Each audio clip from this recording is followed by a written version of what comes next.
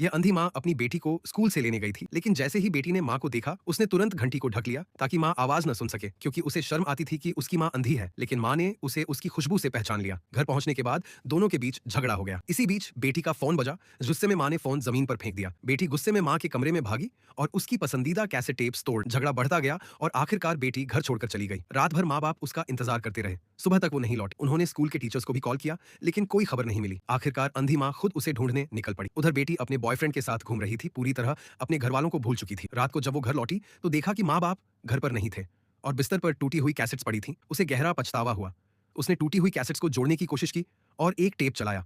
उसमें उसकी माँ की आवाज थी, बेटी, माँ तुमसे बहुत प्यार करती है। यह सुनकर उसकी आंखों में आंसू आ गए।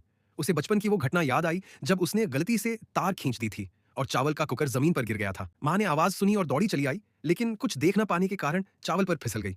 फिर भी उसने बेटी को ढूंढ लिया और उसे समय पर अस्पताल पहुंचाया। माँ हमेशा खुद को दोषी मानती रही। रिकॉर्डिंग में माँ ने माफी मांगी और बताया कि उसने बेटी के लिए खास घंटी बनाई थी ताकि उसे आसानी से पहचान सके। यह सुनकर बेटी फूट फूट कर रो पड़ी और बारिश में बाहर भागी। अचानक उसके सामने एक छतरी आकर रुकी। वो उसकी माँ थी।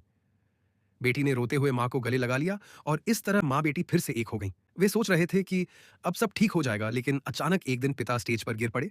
उन्हें तुरंत अस्पताल ले जाया गया। माँ और बेटी बहुत चिंतित थीं, पर हंसमुख पिता ने अपने मजाक से दोनों को मुस्कुरा दिया। अब पिता की देखभाल की जरूरत थी तो बेटी ने नौकरी छोड़ने का फैसला किया, लेकिन उसके बॉस ने उसे रोकने के लिए विदेश में मुफ्त पढ़ाई का मौका दिया। बेटी ने तुरंत मना कर दिया, लेकिन बॉस ने उसकी माँ को बुला लिया। माँ ने कहा, हम अपना ख्याल खुद रख सकते हैं, तुम चिंता मत करो।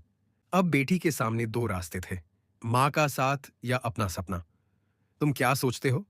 क्या वो माँ को छोड़कर चली जाएगी